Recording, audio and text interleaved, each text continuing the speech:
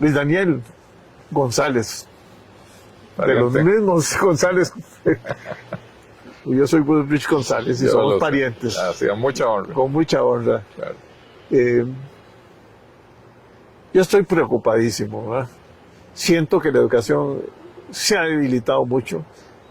Hay un total secuestro por parte de unos 15,000 o no sé si son 17,000 de esa maraña completa que es el MEP.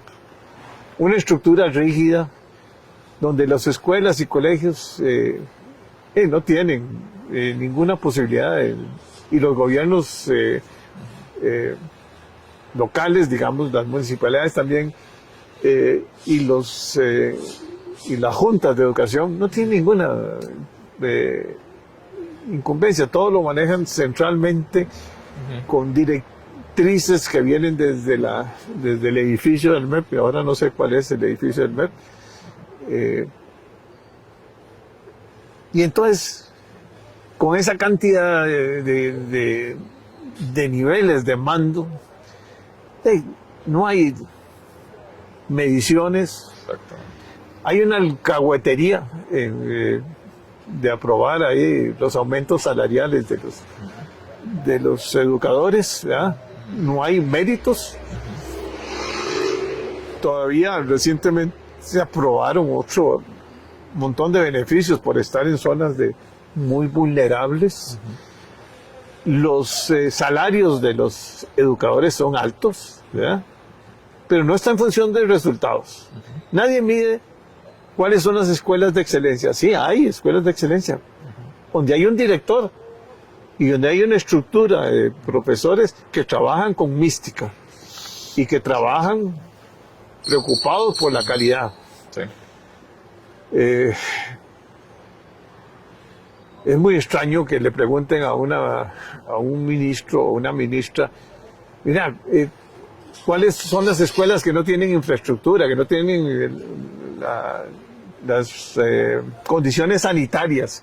No hablemos ni siquiera de las condiciones climáticas, porque son puras láminas de zinc y los pupitres destrozados, se inundan, condiciones sanitarias que no son las mejores. En la población más vulnerable, y la gran diferencia de clases que hay en este país la está haciendo el Ministerio de Educación Así es. Pública, a pesar de tener el presupuesto más alto. Así es. Y aquí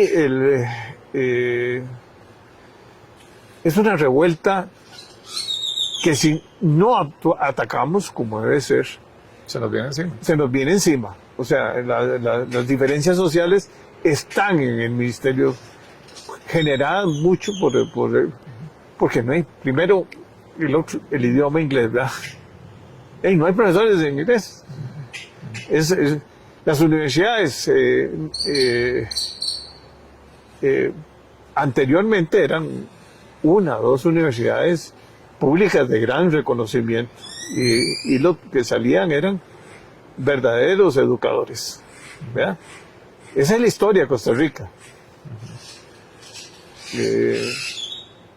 Era la Normal de Heredia, creo Sí, que era la más importante. Y las universidades de Costa Rica, la Universidad Nacional. Después se fue abriendo y quitando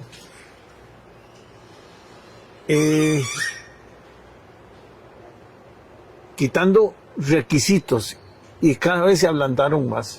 Y mucha politización. Y mucha política, Mucha porque son politización. 91,000 votos por dos o tres, no, ya estás por hablando. cinco. Entonces, esto no puede ser, esto es técnico.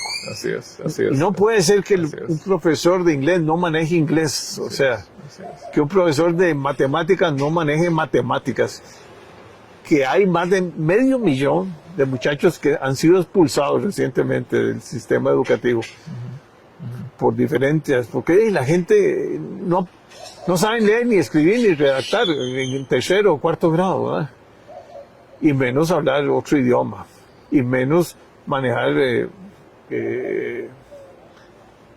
¿cómo se llama? Habilidades blandas, en fin.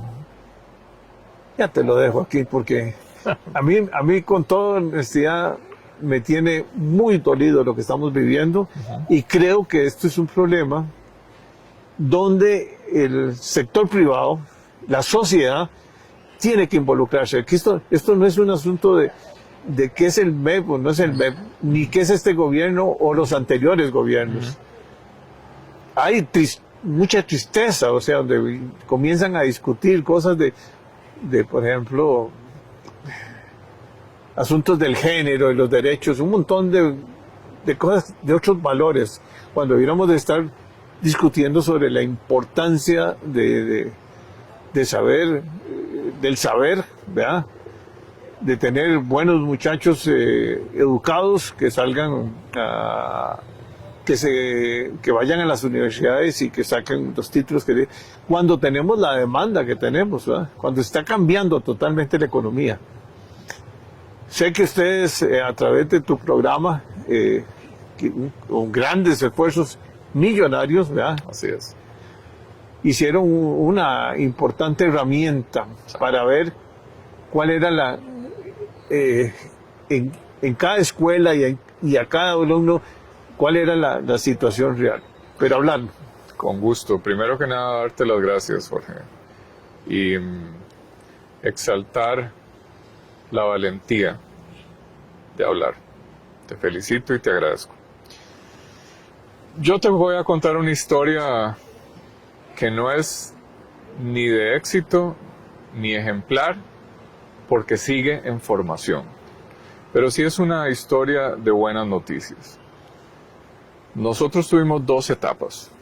Yo empecé en 1998, hace 24 años, en una aula de la Escuela Elías Jiménez en Desamparados, en San Rafael Abajo Desamparados. Con una maestra, yo les di una charla sobre desarrollo organizacional y me dijo, mire, fíjese que yo hice esto con mi esposo, que trabaja en el Ministerio de Hacienda. Era una hoja en Excel, se llama un registro de asistencia y calificaciones. Y le dije, ¿qué es eso? Yo tuve una sola virtud, reconocer que no sabía nada del tema y escuchar. Y me encontré algo muy valioso, hecho por ellos mismos, para desmanualizar la gestión docente y quitar papeles.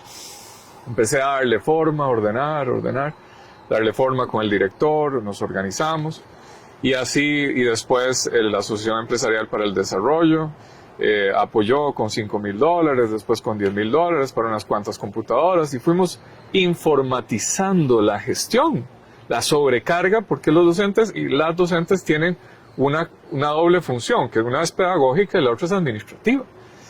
Bueno, entonces ahí empezamos como una herramienta para ahorrar tiempo. Para no hacer la historia larga, en el 2006 entró Leonardo Garnier, nos reunimos con él y el presidente de la ANDE en ese momento, apellido Barquero, José Antonio Barquero, y se encantó. Leonardo dijo, bueno, esto está aprobado, está avalado por la gente que tiene que estar avalado, vamos a entrarle. Duramos 2 años, yo personalmente, en negociar el convenio de cooperación entre la Asociación para la Innovación Social, que habíamos fundado, yo, cofundado, con la comunidad educativa de San Rafael Abajo Desamparados, como líder técnico del asunto, la ANDE, que es el sindicato más grande del país, la Asociación Empresarial para el Desarrollo, y en marzo del 2008 firmamos. Ese mismo día en el despacho, en la mañana, antes de firmar, José Antonio me dijo, mae, no sé si firmar, porque no tengo el apoyo de mi junta y no sé qué. Digo, echate a pista, necesitamos mover esta cuestión. Y ese fue el principio de la época de oro del programa de informatización para el alto desempeño, con el apoyo de un gran personaje, don Félix Barrantes Ureña, que era el director del Departamento de Control de Calidad y luego se convirtió en la División de Gestión y Evaluación de la Calidad. Entonces Félix fue el gran socio, una persona que había empezado a trabajar fuerte con don Francisco Antonio Pacheco, que instauró las pruebas nacionales con carácter fuerte, conocedor profundo de la realidad educativa. Con Félix empezamos a trabajar como buenas contrapartes. Hicimos decenas de reuniones, actas, etcétera. Se creó una comisión técnica. El reto más difícil fue desarrollar el módulo de horarios, por ejemplo, para secundaria, cuestión muy compleja, y lo hicimos. Entonces el PIAT se fue convirtiendo en algo cotidiano en la gestión educativa y además motivó a todos los trabajadores de la educación, las personas que trabajan en educación, a comprarse una computadora. Y el famoso abismo digital en el que yo me encontré esta situación, esto para mí es un gran orgullo y el verdadero legado hasta la fecha que dejamos. En 1998 el sesgo internacional y global era computarizar la enseñanza, más no el quehacer de los docentes. Y nosotros llenamos ese vacío. ¿Por qué? Porque era útil. Porque los docentes se motivaban a necesitar ahorrar tiempo para hacer su gestión. Luego hicimos el sistema de información propiamente ya muy profesional, con la ayuda de varios donantes y la ayuda del MEP, hasta convertirlo en el sistema hecho a la medida para resolver temas de matrícula, de expedientes, de horarios, de asistencia a los estudiantes. Y sobre todo, como muy bien dijiste al principio, para poder personalizar la atención de los estudiantes. En el 2014 donamos formalmente los derechos de propiedad intelectual al MEP. Nosotros como asociación atendíamos más de 20,000 consultas al año de el PIAD, con 5 personas. Y el MEP lo recibió, pero desgraciadamente Félix se pensionó en el 2015.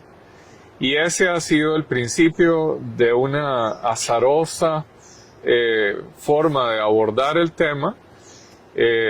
Félix decía, tenía un dicho ahí por ahí, él está vivito y coleando, pero retirado, atendiendo a sus nietos, que entre más cerca un proyecto está de un despacho en una administración, más largo está en la siguiente. Y es un principio muy jodido que nos lleva al tema de la continuidad.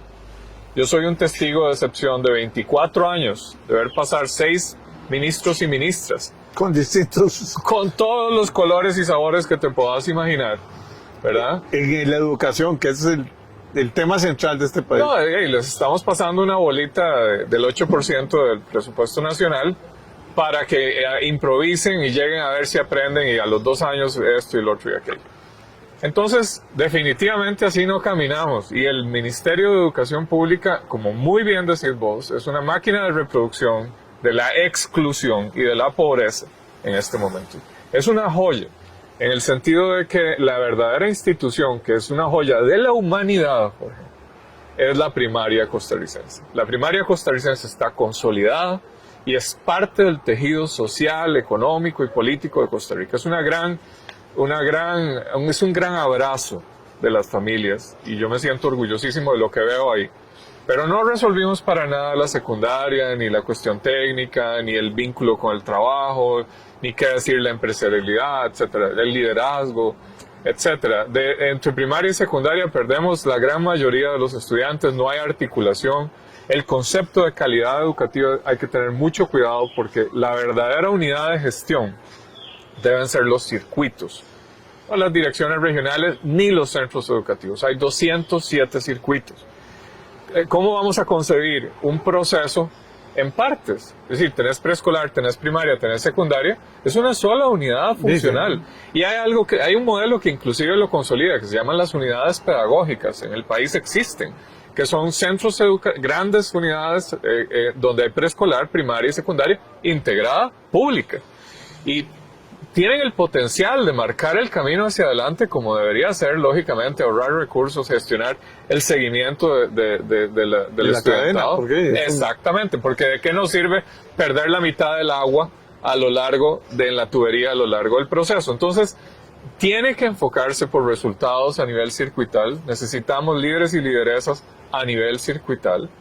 Y te quiero pasar de una vez la solución. La solución y el único enfoque que realmente importa no es el PIAT, no es la gestión política, no es esto, no es lo otro. Es los planes de mejora por estudiante. Necesitamos apapachar, como dicen los mexicanos, a cada estudiante en su condición especial. Y si va perdiendo una asignatura, si está faltando a clases, que ha sido nuestro gran aporte, porque es la otra variable, o si está con problemas de equidad social, en pobreza y tal, Hay que darle atención. hay que Pero agarrarlo. antes de que Para eso es se salgan. Exactamente. Entonces se prenden las banderas rojas que se pueden hacer a pie. No queremos ni necesitamos excusas falsas de que porque no hay un sistema de información, de que porque... No. Mi tía abuela, Marina Aguiluz, mi querida tía abuela que tiene más de 100 años, iba a las casas de las familias con solo que faltaran 2 veces a ver qué estaba pasando. en el tiempo mío, que yo me eduqué también en la escuela Buenaventura Corrales, Bueno. la maestra que se llamaba la niña Margarita, porque decíamos siempre niña, era la que me agarraba a mí porque yo era medio complicado, ¿verdad? Y me decía, no, vamos, me acuerdo, Barrio Luján. Ahí me agarraba y me decía, bueno, quédate Sí. aquí, te voy a dar esto y esto y esto, y esto es lo que tienes que hacer. Y bueno, y adelante. Claro. Y como yo era disléxico, y soy disléxico, tenía que Qué interesante. Importante. lograr que yo por lo menos leyera y entendiera y redactara y escribiera, porque me costaba mucho. Y aquí han llegado a entrevistar también a personas donde sus hijos tienen ciertas limitantes también, Claro. no solo sociales, es que hay habilidades y unos nacen con otras cualidades. Mira, te lo cuento. Hay un concepto, una cuestión muy interesante que se llaman los reflejos primitivos no inhibidos, que una parte de la población, en Inglaterra se ha desarrollado mucho, tienen esa sobreestimulación y ha cuestionado todo ese esquema de déficit atencional y tal. Entonces, la cuestión kinestésica, el sistema no está preparado para atender la diferencia. La diferencia en formas de aprendizaje, ni la diferencia en condiciones socioeconómicas. Entonces es un sistema rígido, torpe, que vertical, que reproduce la exclusión y la insensibilidad. Voy a entrar en materia más profunda. Hemos hecho mucho análisis y hay varias tensiones que quiero dejar registradas. Una es entre la centralización y la territorialización. Ahí tenés 2 tensiones. Es decir, si estuviéramos en la cabina de mando de este gigante que es el MEP, vamos a tener 2 tensiones, ¿verdad? La de el comando central y la de la autonomía, digamos, territorial, que podría ser en un sueño ideal esos 207 circuitos educativos autónomos, ¿verdad? Mandándose a sí mismos y midiendo su desempeño y comandando con las comunidades, con las empresas, con los actores civiles su desempeño. Y los padres de familia exigiendo, con base en información transparente y fidedigna del circuito y de los centros educativos, qué está pasando con sus hijos. Porque es a ellos a quienes les pertenece. Sí, porque ahora... Les debería pertenecer. Porque ahora, perdóname, antes le mandaban a uno, te estoy hablando de tiempos, en el cuadernito, mire, su hijo tal cosa, su hijo tal otro. Yo creo que ahora los padres ya ni eso hacen. No, ahí además hay de todo, Jorge. Hay malas noticias en ese sentido. Los padres de familia en secundaria ni siquiera llegan a retirar las notas. Y eso afecta sobre todo a las muchachas, que, ¿verdad? Con todo el riesgo sexual, y etcétera. Entonces, sí es un tejido social en descomposición. Total. Pero gravemente. Además, esta cuestión de los derechos de los estudiantes y tal, se abusan por las familias. Entonces, los reclamos a los docentes que son estrictos son de todos los días. Y familias disfuncionales o sobreprotectoras que intervienen en el proceso educativo de una manera equivocada. La otra tensión es entre cobertura, que ahí es donde tenemos el gran hueco del 45-50%, ¿verdad? Que simplemente no llegan, estamos dejando la mitad de la cosecha, como dice Roberto Artavia de Camino, entre cobertura y pertinencia. La gran mayoría de la gente reproduce su propia experiencia de la educación, sea privada o sea pública, y creen que la educación es eso, el aula, la relación con la maestra. Pero hay todo un tejido atrás, que es quién decide qué se enseña y cómo se enseña.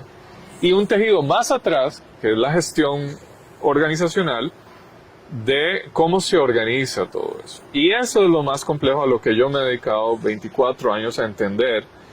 Y es donde yo pienso que se deberían hacer esfuerzos muy significativos. Eso no quiere decir que la pertinencia de los contenidos no se cuestione.